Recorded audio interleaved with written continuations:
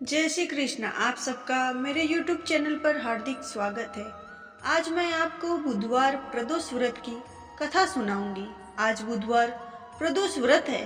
ये व्रत भगवान शिव की कृपा प्राप्त करने के लिए रखा जाता है। बुध प्रदोष व्रत की कथा एक व्यक्ति और उसकी पत्नी से जुड़ी है। जानिए प्रदोष व्रत कथा। बुधवार को पड़ने वाले प्रदोष व्रत को बुध प्रदोष व्रत या सोमवार प्रदोष व्रत के नाम से जाना जाता है।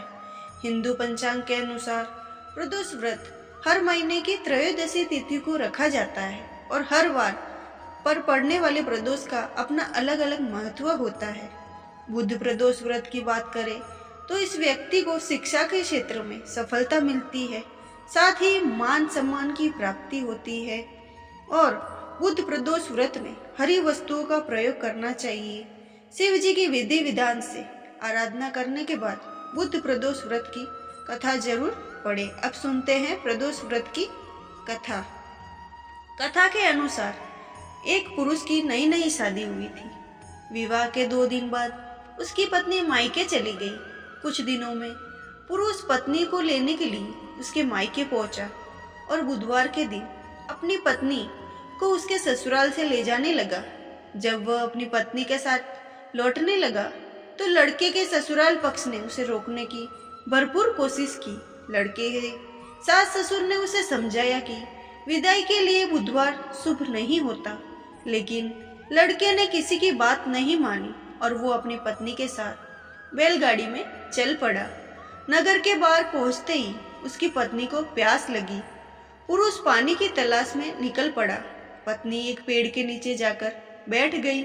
पुरुष पानी लेकर जैसे ही लौटा तो वो देखकर दंग रह गया कि उसकी पत्नी किसी के साथ हंस हंस कर बातें कर रही थी और उसके लोटे से पानी भी पी रही थी। ये देखकर उसे क्रोध आ गया।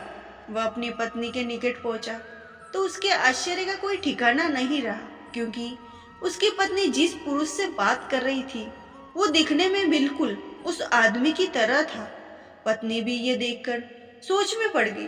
दोनों पुरुष आपस में झगड़ने लगे। धीरे धीरे वहां भीड़ एकत्रित हो गई और कुछ सिपाही भी आ गए। हम सकल आदमियों को देख हर कोई आश्चर्य में पड़ गया। सिपाहियों ने स्त्री से पूछा, उसका पति कौन है? स्त्री वो आश्चर्य हो गए कि इसका पति कौन है। तब उसका पति शंकर भगवान से प्रार्थना करने लगा, हे भगवान, हमारी रक्षा करें। मुझ में जाने अनजाने बहुत बड़ी भूल हो गई है। मैंने आपसे अपने सास ससुर की बात नहीं मानी और बुधवार के दिन अपनी पत्नी को विदा करा लाया।